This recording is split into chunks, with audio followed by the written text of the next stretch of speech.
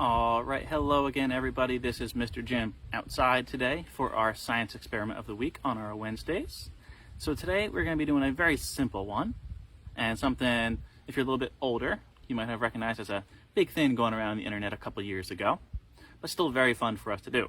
All you need for this experiment is some Mentos and some Diet Coke. Now, if you haven't ever seen this before, this is why I am outside. This one can get very messy. It's kind of explosive. You need to do this one outside. Now, in regards to exactly what you need, when I speak about Mentos, you need to try to get the mint ones. If you get the fruit flavored ones, they might work a little bit, but these mint ones work a little bit better for this. And when it comes to what you're dropping them inside of, Diet Coke generally works the best, but you can try other sodas. I want you guys to maybe do some experiments, get a couple different kind of sodas. If any of you have a soda stream, which you kind of make your own carbonated beverage, try something like that. You could just use plain seltzer water.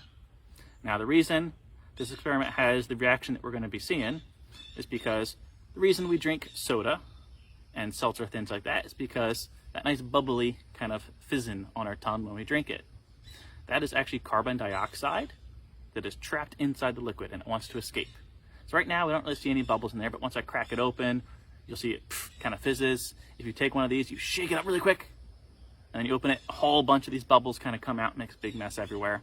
That is the carbon dioxide trying to escape out of the liquid. Now, it's under pressure right now, which is why we don't see the bubbles. Once we release that, we'll see some, and then the bubbles will start forming on the inside of the plastic. But the plastic's pretty smooth, doesn't really give those bubbles, that gas, a really good grip to be able to form, come out of the liquid, and then escape up into the air and out the top of the bottle. When I drop this little Mentos in, it's going to create a ton of surface area. Every tiny pore on these little Mentos is somewhere where a little carbon dioxide bubble can form. And even though this Mentos, when you pop it open, they feel kind of smooth, believe it or not, if you take them under a microscope and you look, there's a lot of little tiny pits and little divots, little kind of holes in there. So as we drop it in there, it's going to create a whole bunch of these bubbles, a whole bunch of this gas is going to try to escape, and it only has one way out, and it's out the top. This is why we were outside. So I'm going to take a couple steps back so we can see. I'm going to open up my Mentos here, get it nice and ready. Now, generally, 1 or 2 would work. If you have a larger soda bottle, like a big 2 liter or even a 3 liter, anything like that, you can see if you can get 3 or 4 in there, but generally this happens so quick, you don't really have much time to jam them in there before it starts coming back out. So what do? Have your mint ready. You're going to crack it open.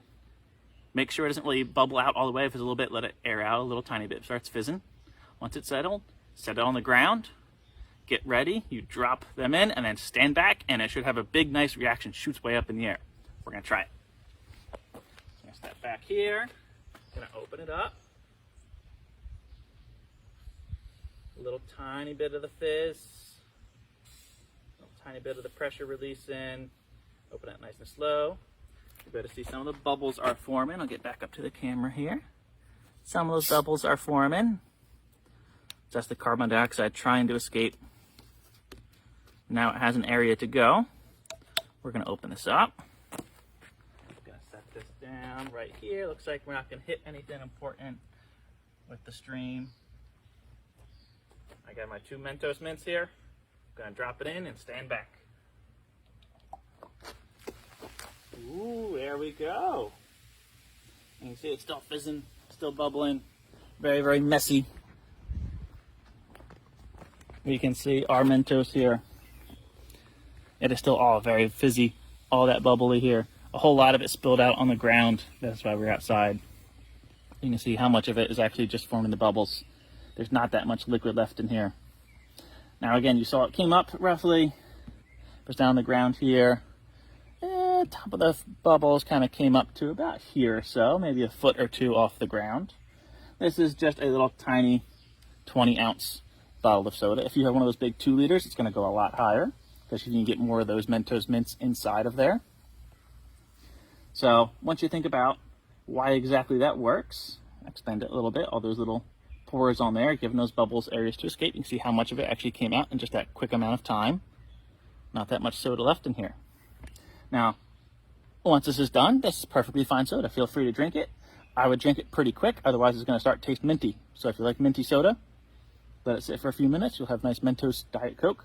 If you don't want the minty flavor, you can pour it out into a cup, drink it real quick, or drink it out of there real quick and easy, especially if it's a bigger one. You might actually want to pour it into a cup. All right, so try this experiment at home. Try some different sodas. See if you can try some of the different flavored Mentos. As far as I could tell, in the research I done, the Diet Coke, they say, works the best. But try different ones. Whatever you can find should get some kind of reaction out of there. All right, enjoy and have a good one.